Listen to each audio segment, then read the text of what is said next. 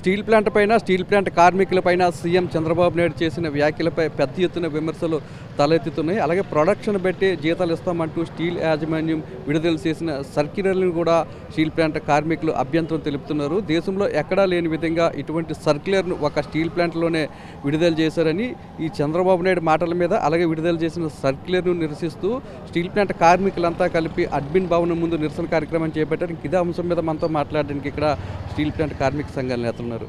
Sir, Chandrababu Naidu వ్యాఖ్యలు ఏ విధంగా చూస్తారు? ఎన్నికలకు ముందు స్టీల్ ప్లాంట్ను కాపాడుతామన్న చంద్రబాబు ఇప్పుడు కార్మికులు పని చేయకుండా జీతాలు తీసుకుంటున్నారు అనే విధంగా మాట్లాడుతున్నారు. ఎన్నికల ముందు చంద్రబాబు నాయుడు గారు వచ్చి మా పోరాటానికి మద్దతు ఇచ్చి మీ స్టీల్ ప్లాంట్ని కాపాడే బాధ్యత నాది అని చెప్పని నమ్మబలికారు. ఈ రోజున స్టీల్ ప్లాంట్ అసలు ఉత్పత్తి రాకపోవడానికి కారణం ఏంటి? స్టీల్ ప్లాంట్లో ఇదే స్టీల్ ప్లాంట్లో మేము 100% దాని రేటెడ్ కెపాసిటీ అయితే 110%, 120%, 130% వరకు ఉత్పత్తి తీసాం. ఈరోజు రాకపోవడానికి ప్రధాన కారణం ఒకటే మనం గమనించాలి. ఎప్పుడైతే కేంద్ర ప్రభుత్వం ఈ స్టీల్ ప్లాంట్ని అమ్ముతామని 2021లో ప్రకటించిందో ఆ రోజు నుంచి స్టీల్ ప్లాంట్ని అనేక రకాలుగా యాజమాన్యం ఇబ్బందులు పాలు చేస్తూ ఉంది. దాంట్లో ఒకటి, ఈ రోజుకి మాకు రా మెటీరియల్ సక్రమంగా లేదు. ఓర్ మైన్స్ మాకు ఇవ్వాల్సినటువంటి అవసరం ఉంది. దేశంలో ఉన్నటువంటి ప్రతి ప్రభుత్వ రంగ పరిశ్రమకి, ప్రతి ప్రైవేటు పరిశ్రమకి సొంతకంలో ఉన్నాయి. విశాఖపట్నం స్టీల్ ప్లాంట్కి ఎందుకు లేదు? అలాగే ఈ రోజు వరకు పునాది రాయి కూడా పడనటువంటి, ఫౌండేషన్ కట్టినటువంటి మిట్టల్ స్టీల్ ప్లాంట్కి కూడా మన రాష్ట్రంలో ఉన్నటువంటి ఎంపీలందరూ కూడా వెళ్ళి దీనికి రా మెటీరియల్ సప్లై చేయడం కోసం ఎన్ఎండిసి మీద ఒత్తిడి పెట్టి పైప్ లైన్ ద్వారా రా మెటీరియల్ ఇప్పిస్తూ ఉన్నారు. మేము 12-13 సంవత్సరాల క్రితమే మాకు రా మెటీరియల్ సప్లై చేయమని చెప్పని ఎన్ఎండిసి తోటి మేము ఒప్పందం జరిగింది మాకు. కానీ ఆ ఒప్పందాన్ని అమలు చేసే విధంగా ఒక్క ఎంపీ కూడా మాట్లాడలేదు.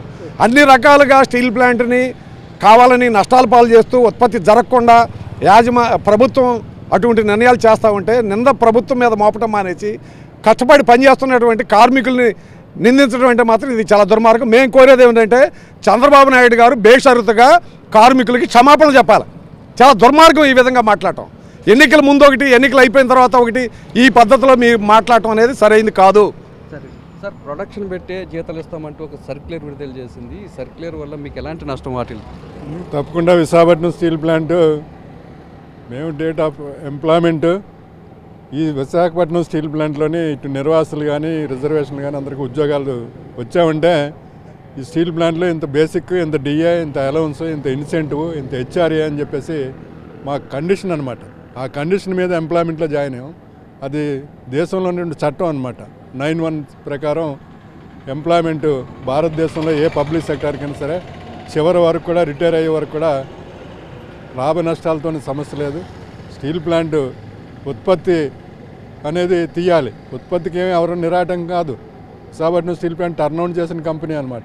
120% ప్రొడక్షన్ తీసినటువంటి కంపెనీ. సిక్ ఇండస్ట్రీ ఇవాళ ప్రపంచంలో ఎక్కడో కూడా సిక్ ఇండస్ట్రీ అనేది బయటికి రాలేదన్నమాట. విశాఖ స్టీల్ ప్రైడ్ స్టీల్ అని చెప్పేసి దేశం మొత్తం మీద, ఒక ప్రపంచం మొత్తం మీద గుర్తింపు ఉన్నటువంటి విశాఖపట్నం స్టీల్ ప్లాంట్ని ఇవాళ కేంద్ర ప్రభుత్వం, ఇవాళ ఉన్నటువంటి ఇక్కడ రాష్ట్రంలో ఉన్నటువంటి టీడీపీ ప్రభుత్వం, ఎన్డీఏ గవర్నమెంట్ అందరూ కలిపి ఇన్ఫ్యూజ్డ్ ఇది మన బ్యాలెన్స్ ఏదైతే ఉందో సబ్సిడీ కింద 11,500 కోట్ల రూపాయలు ఇచ్చామన్నారు అన్నమాట. Package, infused package. ఈ ఇన్ఫ్యూజ్డ్ ప్యాకేజీలోనే స్టీల్ ప్లాంట్ ఎంప్లాయీస్ జీతాలు తగ్గించాలి. స్టీల్ ప్లాంట్ ఎంప్లాయీస్కి కాంట్రాక్ట్ లేబర్ని 5,000 మందిని తొలగించాలి. భవిష్యత్తులో నిర్వాసులకి ఉద్యోగాలు లేకుండా చేయాలి. 6,000 మంది కాంట్రాక్ట్ లేబర్. ఈ ఇన్ఫ్యూజ్డ్ ప్యాకేజ్ అనేది చాలా తప్పని మేము ఆ రోజే చెప్పాం. అయినప్పటికి కూడా పోరాడుతున్నాం మేము. ఇవాళ చంద్రబాబు నాయుడు గారేమో ఇన్ఫ్యూజ్డ్ ప్యాకేజ్ అనేది భారతదేశంలో ఎప్పుడు కూడా స్వతంత్రం వచ్చిన తర్వాత లేదు. ఒక్క విశాఖపట్నం స్టీల్ ప్లాంట్లోనే చంద్రబాబు నాయుడు గారు ఇన్ఫ్యూజ్డ్ ప్యాకేజ్ అనేది, ఇవాళ స్టీల్ ప్లాంట్ కేంద్ర ప్రభుత్వం నడుపుతుందా, చంద్రబాబు నాయుడు గారు నడుపుతున్నారా, అది డిసైడ్ చేసుకోవాలి. కంపెనీ ఏదైతే సర్క్యులర్ ఇచ్చిందో నిజ వేతనాలన్నీ కూడాను ఇంప్లిమెంట్ చేయాలని చెప్పేసి ఈరోజు ధర్నా నిర్వహిస్తున్నాం. భవిష్యత్తులో పోరాటం కూడా చేస్తాం. సార్, ఎన్నికలకు ముందు ఇదే స్టీల్ ప్లాంట్కి వచ్చి చంద్రబాబు నాయుడు కానీ, పవన్ కళ్యాణ్ కానీ, లోకేష్ కానీ విశాఖ స్టీల్ ప్లాంట్ని కాపాడే బాధ్యత మాదని చెప్పి హామీ ఇచ్చారు. కానీ అప్పుడు మాటలకి ఇప్పుడు మాటలకి తేడా కనిపిస్తుంది. దాని మీద మీ స్పందన ఏంటి? ఆ రోజు ఓట్లు దండుకోవడానికి రకరకాలుగా మాట్లాడారు. అందువల్ల కార్మికుల తాలూకు అభిమానం పొందాలి, కార్మికులు రెచ్చగొట్టాలి అనే విషయాలతో మాట్లాడి అధికారంలోకి వచ్చిన తర్వాత వాస్తవాలన్నీ మర్చిపోయి ఈరోజు రేపు పొద్దున ప్రైవేట్ పారిశ్రామికతను ప్రోత్సహించినట్టయితే తద్వారా వాళ్ళ దగ్గర నుంచి ముడుపులు వస్తాయి. ఆ ముడుపుల ద్వారా మళ్ళీ రేపొద్దు ఎన్నికల్లో మళ్ళీ పోటీ చేయొచ్చు అని చెప్పేది ఒక దుర్మార్గమైన ఆలోచనలో ముందుకెళ్తున్నారు. ఇది ఎన్నికల ముందు ఏదైతే మాట్లాడారో మళ్ళీ ఎన్నికల తర్వాత దాన్ని నిలబడి కార్మిక వర్గానికి మేలు చేసే విధంగా ఈ కర్మాగార పరిరక్షణకి మైన్స్ కేటాయించడం కానివ్వండి, లేదా దీనికి కావాల్సినటువంటి ఒక ఇతరత్ర ఎక్స్పాన్షన్కి సంబంధించినటువంటివి లేదా ఇతర ప్రోడక్ట్స్ పెట్టడానికి ప్రయత్నం చేయాలి తప్ప కేవలం విశాఖపట్నం స్టీల్ ప్లాంట్ కార్మికులను రెచ్చగొట్టే విధంగా వారి తాలూకు ఆత్మగౌరవానికి దెబ్బతీసే విధంగా ప్రకటనలు చేయడం ఏమాత్రం భావ్యం కాదు. ఇది ఎన్నికల ముందు ఏదైతే అన్నారో ఆ ఎన్నికల ముందు ఇచ్చిన మాట ప్రకారం ఈరోజు మీకు అధికారం వచ్చింది కాబట్టి అధికారం ప్రకారం మీరు కేంద్ర ప్రభుత్వం ఒత్తిడి తీసుకొచ్చి ఇది 100% కేంద్ర ప్రభుత్వం ఆధీనంలో ఉంది కాబట్టి వారి చేత ప్రకటన చేయించండి. ఈ రాష్ట్ర ప్రభుత్వం వాటా ఏమైనా ఉందో విశాఖపట్నం స్టీల్ ప్లాంట్లో మీరు చెప్పేస్తున్నారు. అందరూ కూడా మీ మాటకు మేము గౌరవిస్తాం, కానీ చేయాల్సింది ఎవరు? ఈరోజు అది కాకుండా మీరేదో మాటలు చెప్పడం కాదు ఇది. అందువల్ల ఎన్నికలు అవి ముందు ఒక మాట మాట్లాడి ఎన్నికల తర్వాత ఎప్పుడు చంద్రబాబు నాయుడుకి ఎప్పుడు పరిపాటే, ఆయన దృష్టిలో ఎప్పుడు కూడా ప్రైవేట్ అని ఉంటుంది. అందువల్ల ఎక్కడ చూసినా ప్రైవేటీకరణ మోడల్ అంటారు. అందువల్ల ఇమీడియట్గా చంద్రబాబు నాయుడు గారు కార్మిక వర్గానికి బేషరతుగా క్షమాపణ చెప్పాలి. తద్వారా ఈ కర్మాగారాన్ని ఎట్టి పరిస్థితుల్లో కూడా ప్రైవేటు పరం కానివ్వని చెప్పేటువంటిది ఎన్డీఏలో పాటు కాబట్టి కేంద్ర ప్రభుత్వం ఒత్తిడి తీసుకొచ్చి ఆ విధంగా మాకు మేలు చేయాల్సిన బాధ్యత వారి మీద ఉందని తెలియజేస్తున్నాం. సార్, రానున్న రోజుల్లో మీ పోరాటం ఏ విధంగా ఉండిపోతుంది స్టీల్ ప్లాంట్ పరిరక్షణ కోసం? ఇప్పుడు మాకు అర్థమైపోయిందండి. ఎందుకంటే వాడ మీద ఉన్నంతసేపు వాడ మల్లయ్య అన్నాడు, వాడ దిగిన వెంటనే బోర్డు మల్లయ్య అనే చందంగా ఈరోజు చంద్రబాబు నాయుడు పరిపాలన అనేది తేలిపోతూ ఉంది.